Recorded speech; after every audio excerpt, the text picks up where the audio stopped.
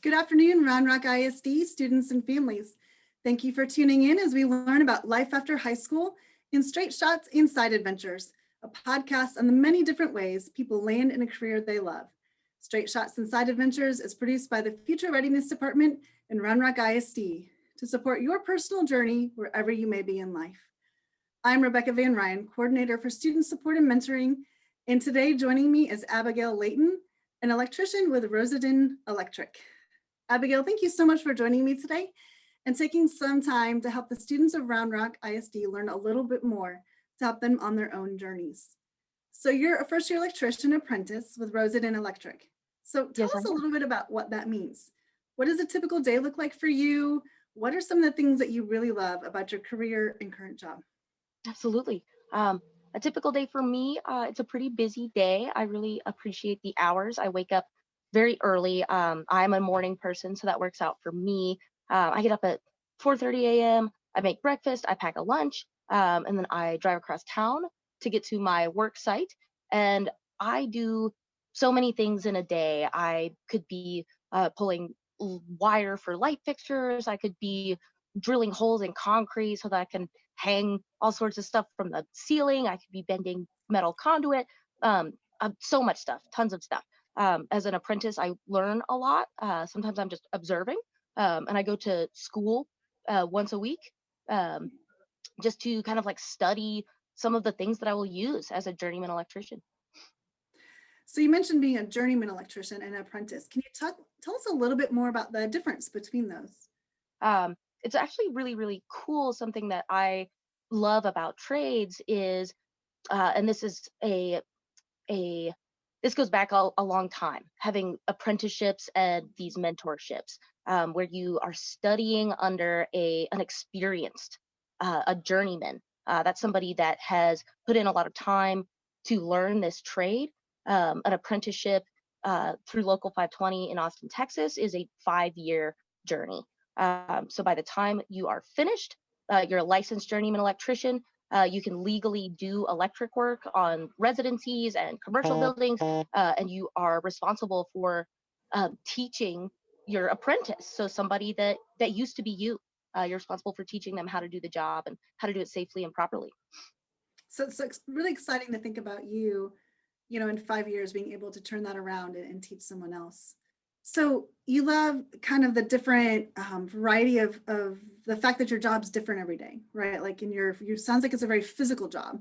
It is. And so it's very physical in nature. And do you work with your hands a lot when you're working as an electrician? Yeah, I do every single day. Something that I love. I'm ADHD. I'm dyslexic, and that has always um, I've struggled with the idea of like an office job. For me, I really like being up. I like moving around, and I need that constant stimulation. Something that is keeping me going and keeping my mind busy. And working with my hands has always provided that for me. Um, it's really something that keeps me occupied. It's hard to get distracted from it. And there's always something to do. There's not a lot of idle time, which is something that works out really well for me. Right. It is a physical job. I like working outside. That can mean the weather really affects you. I get muddy boots a lot. But that's one of the kind of the worst things about it, is coming home with muddy boots. Gosh, well, then actually that was my next question. So I can really tell and feel your passion for your job, and I'm just glad to have you with us. But with every job comes some hard things. So what are some of those hard things about your job as an electrician? Yeah, absolutely. Um, Again, like waking up early can be kind of rough for anybody really. I'm a morning person. It can still be a little tough to wake up that early.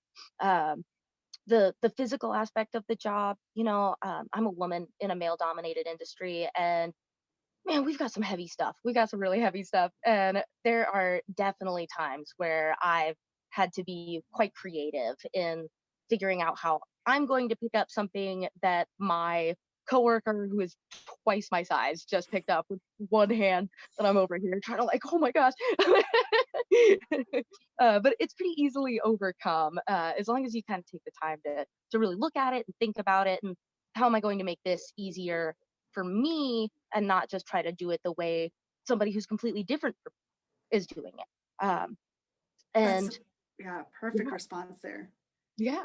That's awesome. Like you're just a solutions oriented problem solver. And it doesn't sound like you let those obstacles get in your way. You did bring up a topic though I'd love to hear a little bit more about from you, and that is, you're in a field that is a male dominant field, like you Yeah. mentioned, as a female. So besides the size and having to accomplish those similar physical activities, what are there other obstacles that you've had to overcome as a female in a male dominated field? And then what would you say to a young girl who is considering a job where she might be the minority? I think that one of the biggest struggles for me, I feel like we underestimate how isolating something like that can be. Looking around and realizing that you're the only person here who is different in this way. And this has been this way in this industry for a long time. A very, very small amount of female workers in compare. I think it's like 5% of construction workers are Mm, actually female, which is this tiny margin. And you look around and you realize that you're kind of alone. And sometimes you realize that some people don't like that you're here. They feel like you're kind of booting them out, or they think that somebody else could do your job better than you. And that can be a really bad feeling. But for me personally, it's been very important to remind myself that I don't do this for everybody else. I do it for me. It's something that I really enjoy doing. It's something that makes me feel really strong. It's a really interesting subject and a skill that not everybody has. You can't just take somebody off the street and have them do some of mm, the things that even I do as a first year apprentice do every day.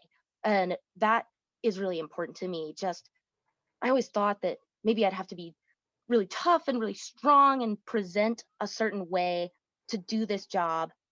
And I've realized that it is so much better and it makes me happier to just go to work and be myself. Like sometimes I wear mascara to work. Sometimes I just want to bring some fanfare and some cheer and some happiness to this industry. And that's who I am. And I'm not going to pretend to be somebody else.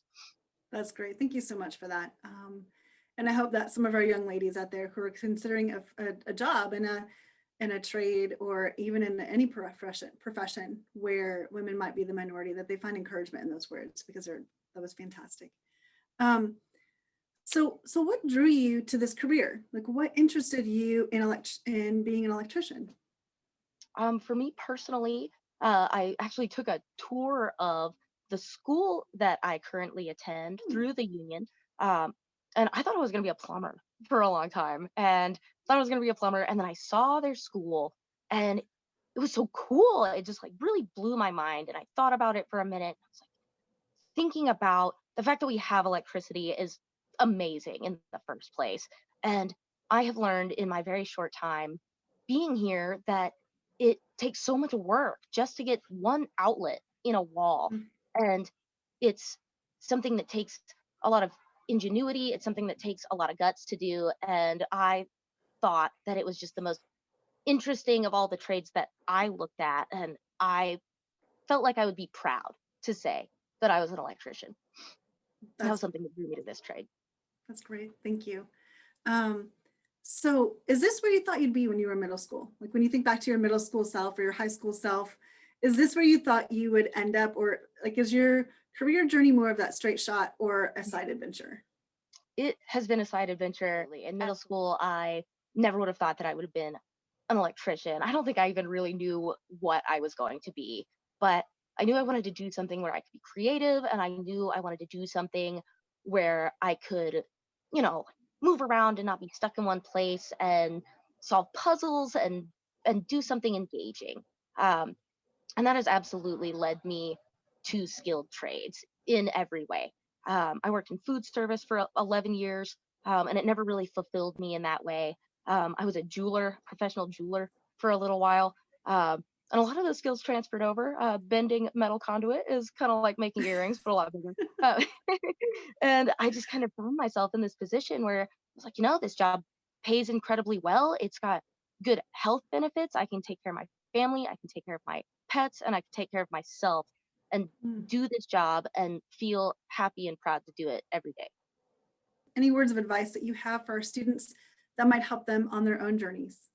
For sure. My only advice would be, if you are interested in a skilled trade at all, pursue it. I wish I had known sooner. That's one of my only regrets, is that I started later in life. I'm 27 and my program's 5 years. If I had started when I was 18, I'd be, a journeyman, and I'd be 23 years old. I'd be making $30 an hour, traveling around the country, and, sometimes even other countries, uh, doing electrical work. And I'd be in a completely different place in my life. Um, and my advice, again, especially for young women, I personally, I'm a union electrician. I think that's something really important. I don't know if any of these students have studied it in history yet, but that union movement and workers' rights has been really beneficial to me as a woman in this industry. So, local 520.